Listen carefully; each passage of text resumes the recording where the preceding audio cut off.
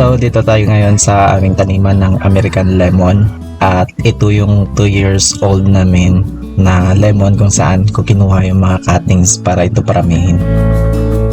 Nagsimula itong mamulaklak at namunga noong 1 year old pa lang sila from planting, pero paisa-isa lang yung mga bunga at napakatagal nitong mahinog. Almost 9 months, ganun siya katagal. Pero ang nakaganda naman ito, all year round siya kung mamulaklak, kaya tuloy-tuloy din yung harvest kapag madami kang itinanim. Para dumami yung sanga, ginamit ko yung bending technology na itinuro sa amin ng Nestle kung paano paramihin yung kape. Sinubukan ko dito sa lemon at gumana naman. Ginawa ko ito nung around 6 months old pa lang yung tanim at after 2 weeks may tumubo naman ng mga bagong sanga.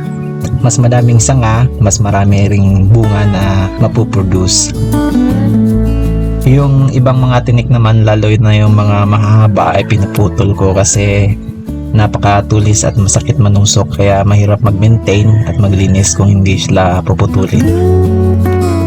Tinatanggal din yung mga dahon na matatanda na kasi dito nagtatago yung mga insekto, lalo na itong mga itim na langgam. Kailangan din tanggalin yung mga maliliit at unproductive na sanga para maging malinis yung baba at saka madaling makapenetrate yung sunlight at makatulong din ito para sa magandang flow ng hangin. Ganito yung uod na palaging namamahay sa mga citrus. Malakas ito kumain ng dahon ng lemon, kaya kailangan natin tanggalin at ibigay sa manok.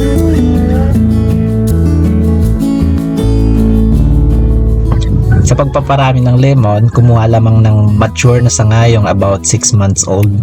Putulin ng 6 to 7 inches ang haba at tanggalan ng mga dahon at saka tinik.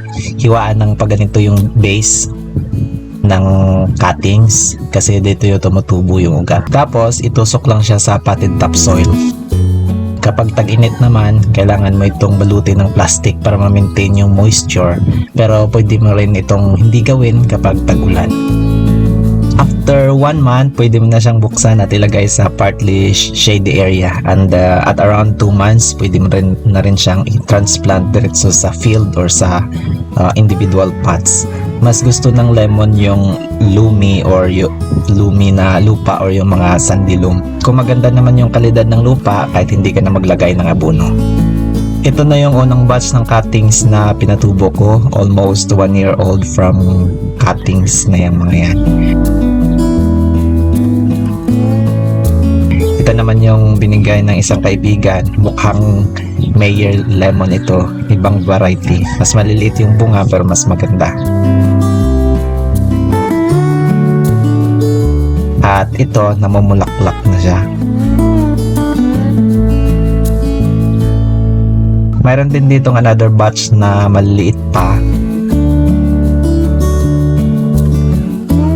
At ito naman ay 1.5 year old na sakura tree, o kilala sila sa kanilang cherry blossoms. Sinubukan ko lang itong itanim dito kahit medyo warm area dito sa amin. Kaso nga lang, palaging kinakain ng mga uod yung kanyang dahon. At saka 3 puno yan sila dito yung tinanim.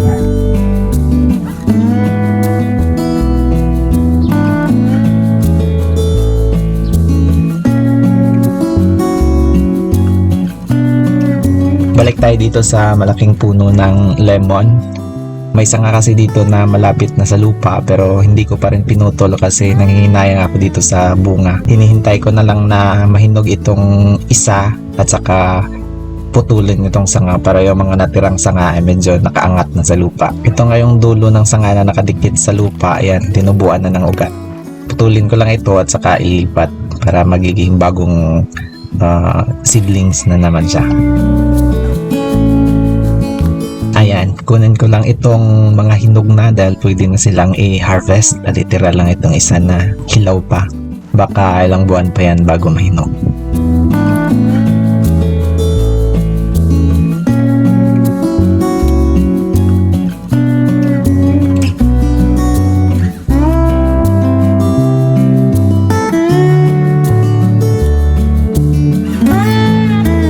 This is Karaya Jack. Salamat sa panonood and see you next time.